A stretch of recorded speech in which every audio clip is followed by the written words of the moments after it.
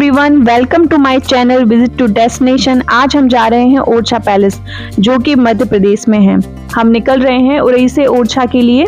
उरई से ओरछा की दूरी लगभग 120 किलोमीटर है। यहाँ पर दो मेन स्मारक हैं।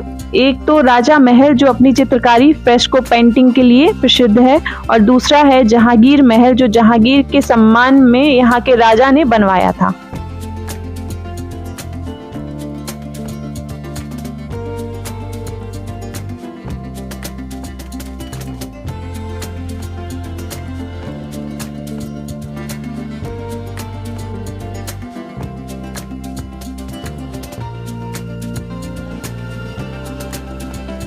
पैलेस का जो एंट्री गेट है उसे कटीला गेट बोलते हैं, क्योंकि गेट पर कई कीलें लगी होती हैं जिससे हाथी भी गेट को ना तोड़ सके।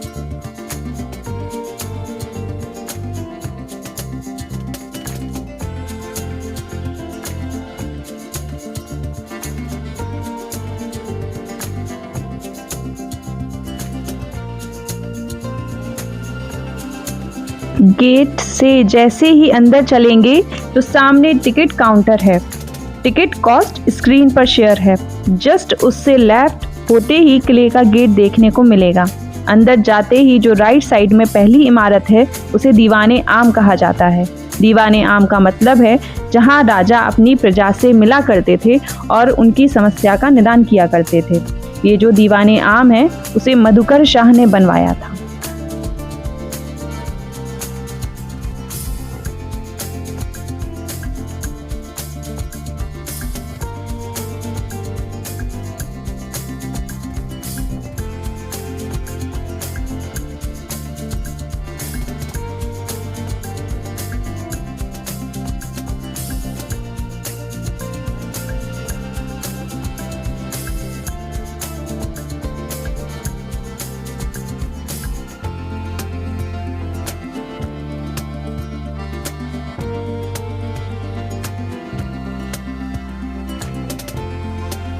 राजा महल में घुसते ही राइट साइड में मुख्य मंच है, जिसमें लगे हुए कुछ कमरे हैं, जिसमें राजा के मेहमान बैठकर मंच पर होने वाले संगीत का लुत्फ उठाते थे।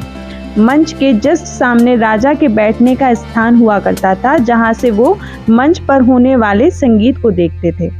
और जो लेफ्ट में दीवाने खास है, राजा अपने मंत्रियों और अपने मेहमानों से मीटिंग किया करते थे। इस पेंटिंग को आप देखिए कितनी खूबसूरत है। 17वीं शताब्दी में बनी हुई पेंटिंग है।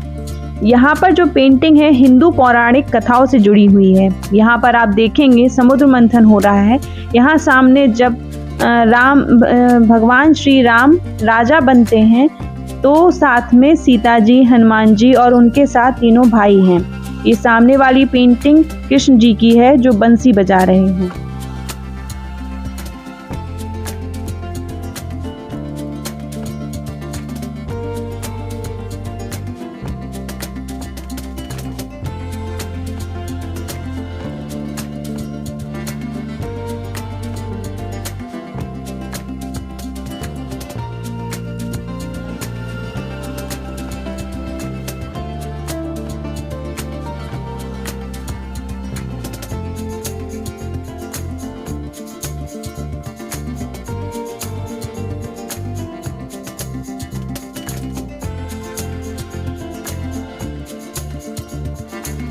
इसका मेन अट्रैक्शन पेंटिंग है जो फ्रेस्को स्टाइल में बनाई गई है।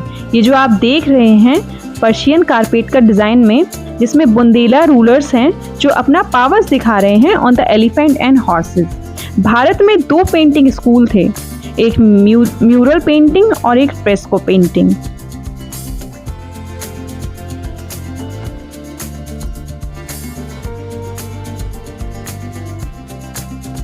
दोस्तों, राजा महल के निर्माण की नींव राजा रुद्र प्रताप ने सन 1501 से 1531 में रखी हुई थी, जिसके बाद उनके बेटे भारती चंद ने 1531 से 1554 तक इसका निर्माण कराया था। इसके बाद उनके छोटे भाई उत्तराधिकारी मधुकर शाह ने कुछ चेंजेस कराए थे। इसके बाद हम जिस आंगन में पहुंचे हैं उसे जनाना आंगन कहते हैं।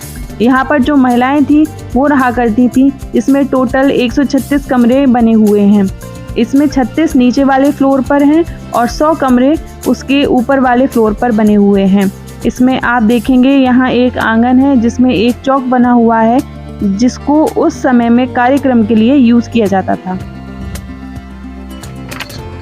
रानी ने ही मंदिर को बनवाया था और इसके पीछे की कहानी कुछ इस प्रकार की है।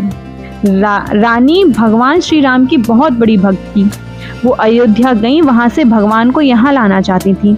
तो इसके लिए भगवान श्री राम ने उनसे 3 शर्तें रखी थी। पहली शर्त ये थी कि वो राम को वहाँ से ओरछा तक पैदल लेकर आएंगी, और दूसरी शर्त ये थी कि राम को यहाँ राजा की तरह पूजा जाएगा, और तीसरी शर्त कि जहाँ पे राम की प्रतिमा रख दी जाएगी वहाँ वो स्थापित हो जाएगी।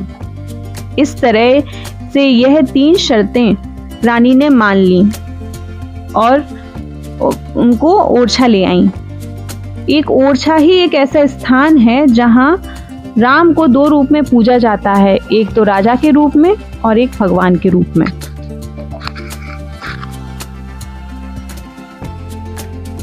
अब राजा महल के बाद हम चलते हैं जहांगीर महल के लिए, जो कि राजा महल के पीछे बना हुआ है। ओरछा के राजा वीर सिंह बुंदेला, जो मधुकर शाह महाराज के बाद हुए, राजा वीर सिंह सलीम के बहुत अच्छे दोस्त थे, जो बाद में अकबर के बाद जहांगीर बने। सलीम और अनारकली की स्टोरी तो सबको पता है। जब अकबर ने अनारकली को चिनवा दिया था तो सलीम अकबर से विद्रोह करके प्रयाग चले गए थे। उसी समय अकबर के नवरत्न में से एक अबुल फजल, जो कि एक पोइट था जिसने अकबर नामा जैसी पुस्तक लिखी है, वो सलीम को मार के खुद बादशाह बनना चाहता था। वो सलीम को फॉलो करता हुआ आगरा से ग्वालियर आ गया था। प्रयागराज जाने के लिए उसे बुंदेलखंड बॉर्डर क्रॉस करना पड़ता। जब राजा वीर सिंह को पता चला कि अबुल फजल बड़ी सेना के साथ लेकर सलीम की तरफ जा रहा है, तो वीर सिंह ने अबुल फजल पर अटैक कर दिया और उसके सर को काटकर सलीम को भेंट कर दिया। वीर सिंह का वार इतना घातक था कि अबुल फजल का आंतें तक बाहर आ गई थी, और जिस जगह ये हुआ था उस जगह का नाम आंतरी पड़ गया है। इससे सलीम और वीर सिंह की दोस्ती और गहरी हो गई। फाइनली अकबर की डेथ के बाद सलीम राजा बने, तो उनके सम्मान में इस महल का निर्माण हुआ। 22 साल लगे इस महल के बनने में। जब सलीम दक्षिण विजय के बाद लौट रहे थे तो वो एक दिन के लिए इस महल में रुके थे। उसके बाद ऐसा नहीं है कि ये महल बंद कर दिया गया। उसके बाद जो राजा के गेस्ट आते थे वो इस महल में रुका करते थे। ये महल हिंदू मुस्लिम भाईचारे का प्रतीक है। ये महल मुस्लिम बादशाह के लिए हिंदू राजा का गिफ्ट है। ये हिंदू मुस्लिम प्रेम को दर्शाता है।